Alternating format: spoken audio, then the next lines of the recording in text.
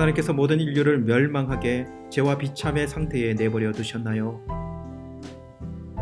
하나님께서는 그 순전하고 선하시고 기뻐하시는 뜻대로 영원전에 몇몇을 영원한 삶을 위해 선택하셔서 은혜의 언약 관계로 들어가게 하셨습니다.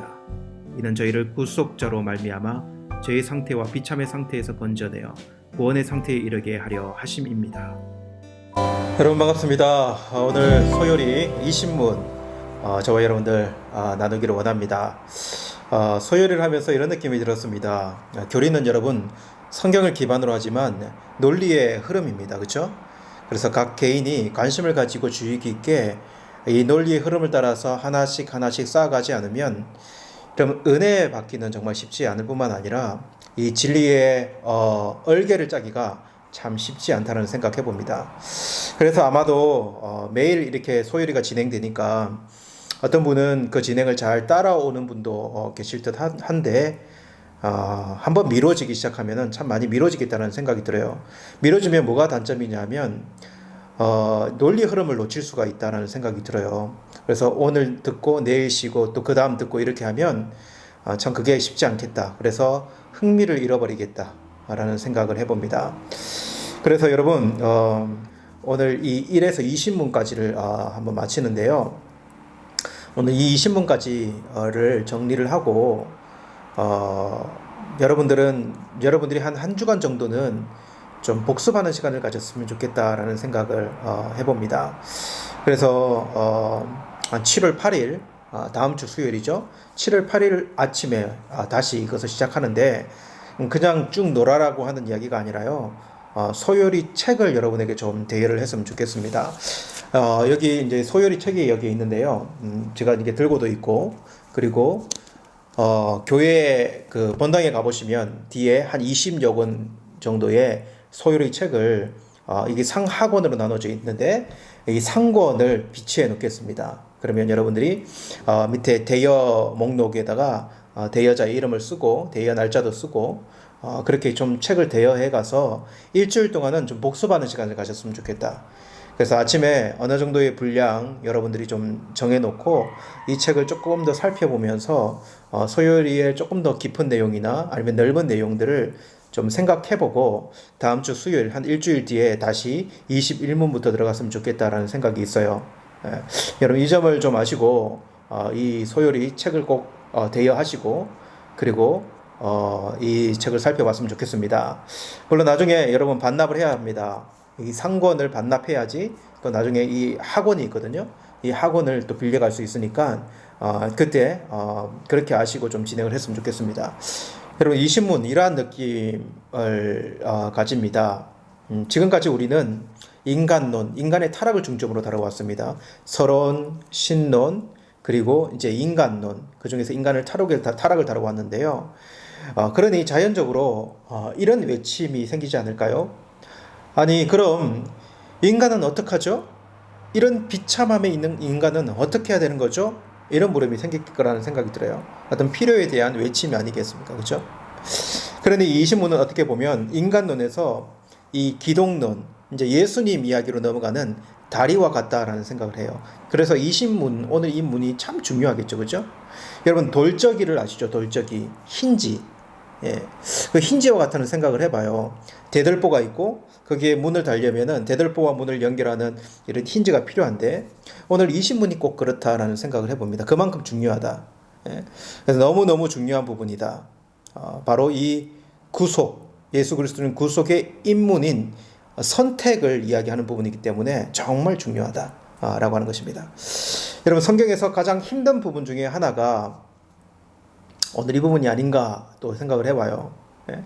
여러분 저는 또 이게 신학에서 가장 어렵고 중요한 주제가 저에게는 이 주제가 가장 힘들더라고요. 그래서 하나님의 사랑과 공의가 가장 어떻게 보면 여기에 잘 드러나지만 가장 많이 손상도 입을 수 있는 그런 부분이 바로 오늘 다루는 이 선택 부분입니다. 그래서 아주 조심스럽겠죠, 그죠? 그런 마음을 좀 가지시고 오늘 좀 소요를 들어갔으면 좋겠는데요. 여러분들이 오늘 소요리 물음에 답을 이렇게 보면서 라고 고개를 젓는 부분이 좀 있었을 거예요. 어떤 단어에 여러분들은 그런 느낌이 들었습니까? 영원 전에라고 하는 이 단어 여러분 그냥 들렸습니까? 그리고 몇몇을 영원한 삶을 위한 위해 선택했다 할 때 이 선택 몇몇을 영원한 삶을 위해 선택했다? 그러면은 그 외에는 선택하지 않았다는 것인데 이런 생각이 들잖아요. 그죠? 그래서 선택을 했다면 그냥 내버려둔 유기가 있는 예. 그래서 여러분 두 가지 그림이 팍 떠오릅니다. 흘러가는 강물이 있는데 저희 폭포가 밑에 있는 거예요. 모든 사람들이 물에 빠졌고 다 이게 물에 휩쓸려서 저 폭포 아래 떨어질 텐데 하나님이 밧줄을 던지셔서 그 사람 중에 몇몇을 구원하는 이 그림이 떠오르고요. 조금 더 세게 나가면은 하나님이 모두 죽어가는 사람들 중에 몇몇을 살리시는 의미가 아니라 하나님이 죽음의 문, 생명의 문을 딱 만들어 놓고 그 중에 야 너는 여기 들어가, 너는 여기 들어가, 선택된 자는 여기 들어가고 구원받기로 선택된 자는 여기 들어가고 구원받지 않기로 선택된 자는 하나님이 이렇게 밀어넣는 그런 좀 생각도 든다는 그림도 생각이 든다는 거죠. 사실 이거는 좀 너무 잔인한 느낌이 들지 않습니까? 그죠? 하나님이 이렇게까지 하실까? 그리고 이러한 질문도 따라옵니다. 그렇게 선택하셨다면 인간의 의지는 어디에 있는가? 인간도 하나님이 인간의 자유의지를 줬다고 하는데 인간의 자유의지는 어디에 있는가? 완전히 하나님께서 정하신 대로만 살아야 하는 인간? 노예 의지를 가졌네? 그러면은 다 정해져 있다면 전도할 필요가 어디 있는가? 이런 물음도 따라오지 않습니까? 여러분 얼마나 많은 물음이 따라 붙겠습니까? 그래서 여러분 이 참 어려운 물음들이에요. 그래서 여러분 솔직히 말씀을 드리면 여러분 저는 오늘 이 선택 부분에 있어서는 여러분들에게 뭔가 확실한 답을 드릴 수 있는가 뭐라고 물어본다면 참 저는 드리기 어렵다라는 이야기를 말씀을 드리고 싶어요. 왜냐하면 저는 성경을 읽어보니까 성경이 그런 확답을 내리기를 원치 않는다라는 생각을 해봐요. 여러분 성경은 그냥 하나님의 관점에서 받아들이기를 원하고 있다라는 생각을 많이 가져요. 그래서 느슨한 정의를 내리되 느슨한 정의를 내릴 수밖에 없고 열려있는 답변을 들을 수밖에 없다라는 생각을 해봅니다. 하나님께서 하신 일이 무엇인지 그것을 바라보면서 하나님께 대한 경외감을 가지고 하나님의 말씀을 저희들이 생각하는 것, 그리고 우리에게 베푸신 은혜를 알고 은혜를 가진 자의 삶을 살기 원하신다는 것, 이 소유로 나아가면서 이런 자세가 훨씬 중요하다는 생각을 해보게 돼요. 이 말씀 좀 우려스럽게 드리면서 오늘 이 부분으로 조금 더 나아가도록 하겠습니다. 자, 그러면 선택 교리를 어떻게 접근할 것인가라고 하는 이 부분 참 중요합니다. 예. 여러분 성경으로 접근을 해야 합니다. 예. 성경이 어떻게 말하고 있는지가 일단 우리들에게 들려져야 돼요. 그렇죠? 성경에서 어떻게 이야기하고 있는가. 그러니까 우리의 이성으로 성경에서 뭔가를 찾아내가지고 뭔가 정의를 하고 만들어내는 것이 아니라 성경이 어떻게 이야기하는가를 살피면서 거기에다가 우리가 이해할 수 있는 것과 이해할 수 없는 것, 우리의 이성이 가미되어야 된다는 거죠. 그럼 여러분 제가 지금 읽어드리는 이 성경을 듣고 여러분은 어떤 생각을 할 수 있는지 한번 생각해 보시기 바랍니다. 제가 성경 구절들을 한번 쭉 읽어드리겠습니다. 먼저 사도행전 13장 48절 말씀인데요. 이방인들이 듣고 기뻐하여 하나님의 말씀을 찬송하며 영생을 주기로 작정된 자는 다 믿더라. 여러분 여기서 영생을 주기로 작정된 자라고 하는 단어가 나와요. 그럼 어떤 생각이 드십니까? 작정되었다. 영생을 주기로. 에베소서 1장 4절에서 6절 말씀해 보면 곧 창세전에 그리스도 안에서 우리를 택하사 우리로 사랑 안에서 그 앞에 거룩하고 흠이 없게 하시려고 그 기쁘신 뜻대로 우리를 예정하사 예수 그리스도로 말미암아 자기의 아들들이 되게 하셨으니 이는 그가 사랑하시는 자 안에서 우리에게 거저 주시는 바 그의 은혜의 영광을 찬송하게 하려는 것이라.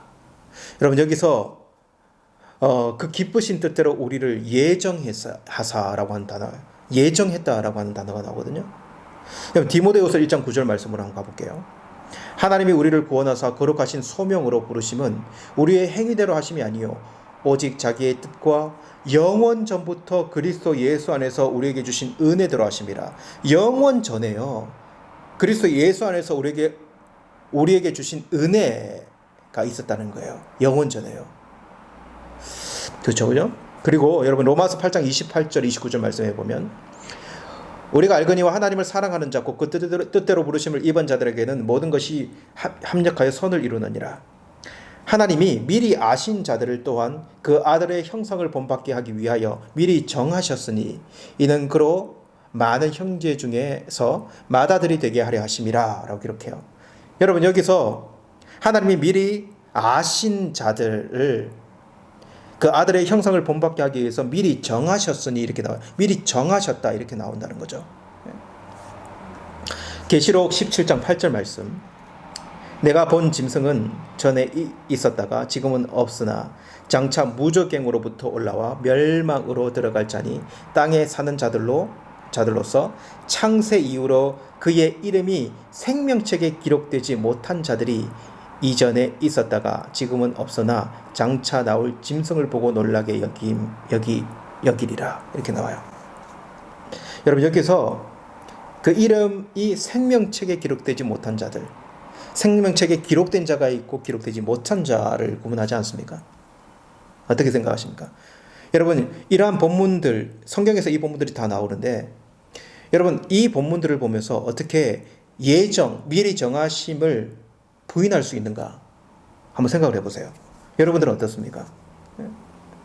여러분 성경을 우리 사변으로 접근하지 않고 성경에 우리의 이성을 복종시킨다면 여러분 누가 이 예정을 부인할 수 있을까요?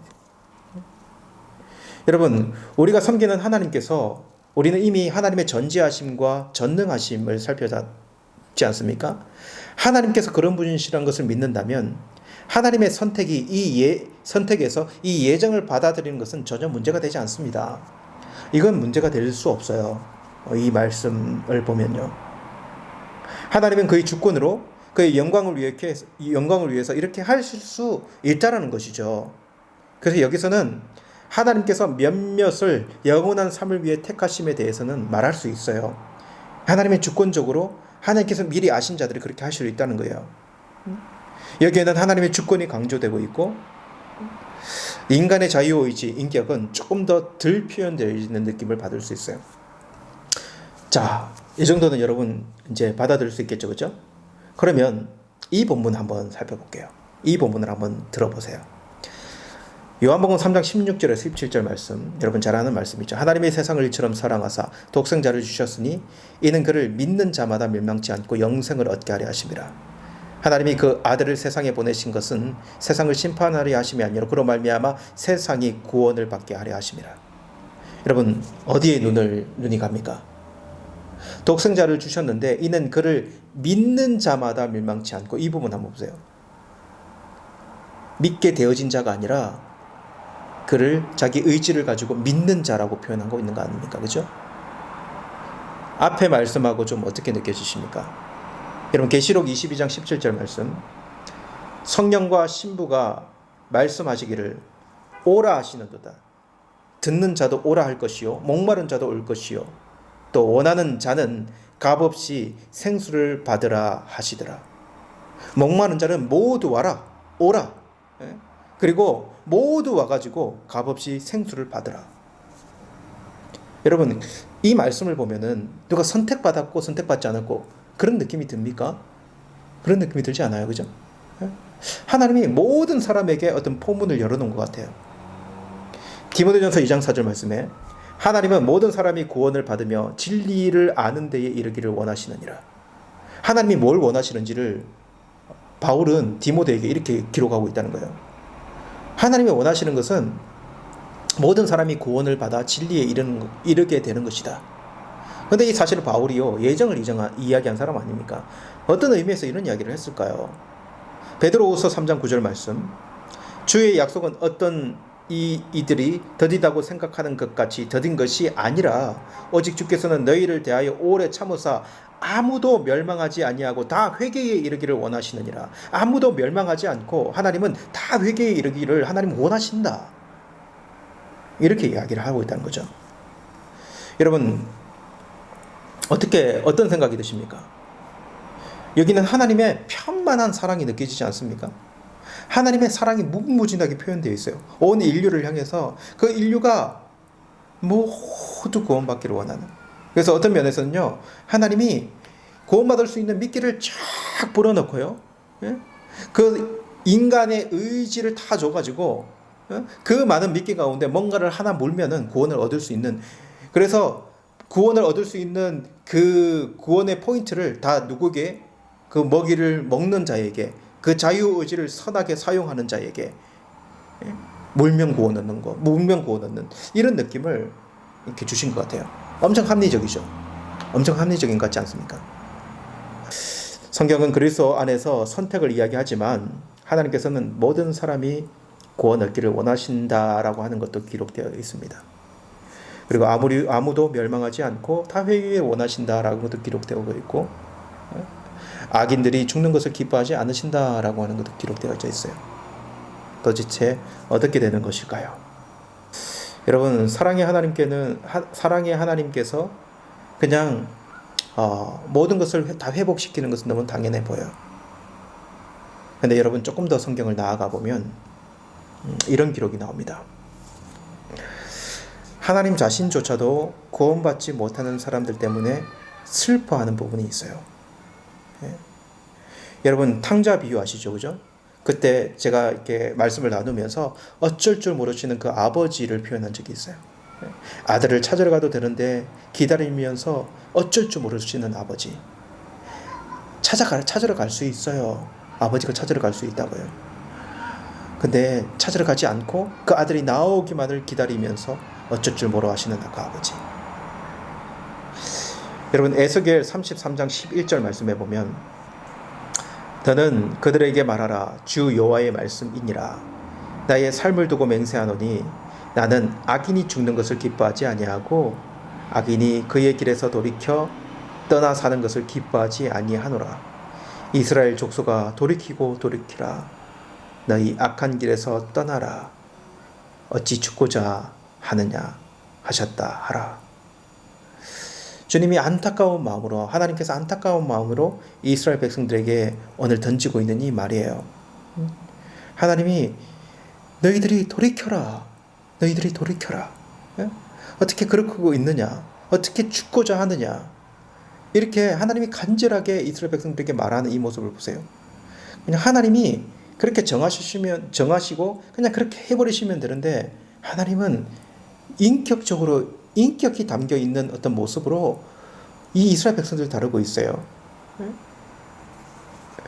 우리 예수님은 여러분, 누가복음 19장 41절에 가까이 오사 성을 보고 우시며 이렇게 기록이 나와요. 마태복음 23장 37절에 예루살렘아 예루살렘아 선지자들을 죽이고 내게 파송된 자들을 돌로 치는 자여, 암탉이 그 새끼를 날개 아래 모음같이 내가 내 자녀로 모으려 한 일이 몇 번이더냐. 그러나 너희가 원하지 아니하였도다. 우리 예수님이 우세요. 예수님은 하나님이시고 예수님도 전능하신 분 아니십니까? 근데 예수님이 왜 이 일을 이렇게 하실까요? 예수님은 왜 안타까워하는 마음으로 예루살렘을 보면서 우실까요? 여러분, 무엇이 보입니까? 전지전능하신 하나님께서, 우리 예수님께서 그냥 이렇게 하실 필요가 없으신 것 같은데 왜 이렇게 하고 계신가라고 하는 이것이 보이지 않습니까? 여러분, 저는 여기서 하나님의 인격적으로 이 세상을 통치하시고 인격적으로 이 세상을 만들어 가시는 그 인격도 보일 뿐만 아니라 하나님의 사랑도 그 안에 보이고요. 그리고 하나님의 속성 중에 어떻게 할 수 없는 하나님의 공의도 이 안에 분명히 보인다는 거죠. 여러분, 어떻게 종합할 수 있겠습니까? 여러분, 우리는 하나님의 사랑을 이야기하기 참 좋아하거든요. 그러나 우리 하나님은 사랑과 함께 죄를 용납하지 않으시는 공의의 하나님이시라는 것을 우리는 생각해야 합니다. 여러분, 우리가 착각할 수 없는 것은 이 세상의 창조의 목적이 인간의 구원이라고 볼 수 없다는 거예요. 여러분, 이 세상의 창조 목적이 무엇입니까? 이 세상의 창조의 목적은 하나님의 영광이라고 하는 것입니다. 이것이 가장 우선되는 거예요. 그러면 모든 주권을 가진 하나님께서 주권 하나님께 무엇이 영광이 될까요? 여러분, 인간의 자유의지보다 더 앞서는 것은 하나님의 영광이 분명합니다. 우리 인간이 그 하나님의 지혜를 알 수 있을까요? 인간은 하나님의 지혜를 다 모릅니다. 여러분, 몰라요. 여러분, 저는 그래서 이러한 순서를 생각해 보기를 원합니다. 하나님은 이 세상을 주권적으로 다스리십니다. 그리고 하나님은 전지전능하시기에 모든 것을 예정하십니다. 그런데 어떻게 예정하십니까? 오늘 답변에 하나님께서는 그 순전하고 선하시고 기뻐하신 뜻대로, 하나님의 뜻대로,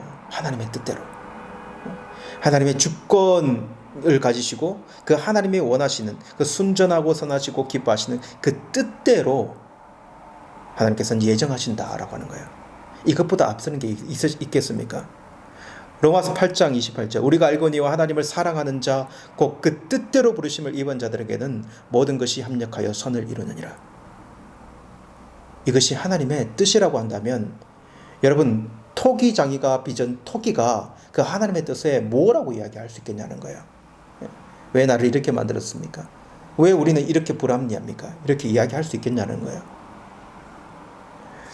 여러분, 그리고 하나님의 그 뜻 안에서 사랑과 공의에 합당한 하나님은 선택을 하십니다.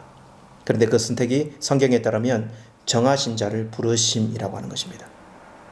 그런데 그들을 노예처럼 선택하는 것이 아니라 인격적으로 그 은혜 언약 안에서, 그리고 두 번째 아담이신 예수님을 통하여 구원하시는 그 계획 안에 선택하신다는 거죠. 이것이 성경이 우리에게 알려주는 여러분 내용입니다. 한 가지 덧붙여 이야기할게요. 오해가 있었어요. 여러분, 그러면 복음 전도는 이렇게 이야기할게요. 전도는요, 하나님께서 그렇게 주권적으로 하나님 뜻에 의해 택하시고 그렇게 이 세상을 움직이신다면, 여러분, 먼저는 인간이 하나님을 모르는 것에 대한 안타까움, 아버지의 슬퍼하는 마음이 우리의 복음 전도의 동기였으면 좋겠어요. 꼭 교회에 다니지 않는 사람뿐만 아니라 교회에 다니는 사람도 하나님의 영광에서 멀어져 있다면, 여러분, 우리는 복음을 전하고 공유해야 합니다. 이것이요, 하나님의 영광이 멀어져 있는 것이 우리의 복음 전파의 가장 큰 동기여야 돼요. 우리는 저 사람을 구원시켜야 돼, 저 사람을 구원시켜야 돼, 이것이 가장 큰 동기라고 하겠지만 훨씬 더 근본적인 것은 하나님의 영광이 있어요. 그리고 여러분, 선택이 되었던 그렇지 않던 그리스도 밖에 있는 자들을 향하여 바울처럼 때를 얻든지 못 얻든지 복음을 전해야 한다는 것을 우리는 기억해야 합니다. 왜냐하면 여러분, 우리가 하나님의 선택을, 누가 선택을 했는지 선택을 하지 않았는지 우리가 알 수 있습니까? 그것 알지 못하거든요. 그리고 여러분, 하나님은 우리에게 사명을 또한 주셨는데, 그것은 때를 얻든지 못 얻든지 예수 그리스도의 복음, 그러니까 하나님께서 우리를 그리스도를 통하여 주신 복음을 전파하고 나타내도록 하신 거죠. 무엇을 위해서 그럴까요? 여러분, 우리가 복음을 전하는 그 행위 자체가 하나님께 영광이 되기 때문에 그렇다. 그래서 영광을 받으시도록 복음 전파하는 행위들을 우리가 할 수 있어야 한다. 여러분, 이 마음이 건강한 마음 같아요. 여러분, 우리의 지혜로 하나님의 그 뜻을 알 수 없습니다. 성경에는 두 가지 하나님의 어떻게 보면 작정이 보여요. 그러니까 좁힐 수 없는 긴장감이 우리에게 보인다는 거예요. 이것을 좁혀보려고 해도 여러분, 우리의 지혜와 지식으로는 참 좁힐 수 없는 참 힘든 부분이 보여요. 그래서 저는 여러분, 그냥 받아들이기를 원합니다. 그리고 그냥 하나님을 믿고 하나님의 그 뜻을 기뻐하고 순종하는 자세를 좀 가졌으면 좋겠어요. 하나님의 그 마음이 있다, 세상을 향한. 하나님께서 모든 사람을 구원하기 원하시고 그들이 회개하며 하나님께 돌아오기를 원한다. 그러나 하나님은 그 중에 사랑과 공의의 성품을 가지고 하나님은 작정하심이라는 것이 있다. 그리고 그 작정 안에 예정하심이 있고 그 예정하심 안에 선택이라는 것이 있다. 이것이 하나님의 불평등이 아니라 이것이 하나님께 영광이 되는 어떠한 하나님의 은혜의 방식으로 드러난다. 우리는 그런 은혜를 입은 자들이 되었고, 그런 이 은혜를 입은 자들이니 경외감을 가지고 하나님을 바라볼 수 있는 그런 믿음 있는 자들이 되어야 한다. 그리고 믿지 않는 자들 향해서는 너희들 선택받지 않아서가 아니라 그들도 하나님께 안으로 돌아오기를 그렇게 복음을 전파하기를 힘쓰고 애쓰는 그런 모습을 오히려 가지는 저와 여러분들이 되어야 한다 라고 하는 그냥 이 자세를 가졌으면 좋겠어요. 여러분, 정리하기가 쉽지 않겠지만 여러분들이 좀 핵심을 잘 추려내어서 오늘 이 말씀을, 이 소요리를 생각했으면 좋겠고요. 그리고 오늘 이 말씀이 여러분 우리의 신앙을 더 하나님 앞에 순전하게 했으면 좋겠어요. 그리고 하나님 앞에 온전히 설 수 있는 저와 여러분이 되도록 기도하는 저와 여러분의 모습이 되기를 간절히 원합니다.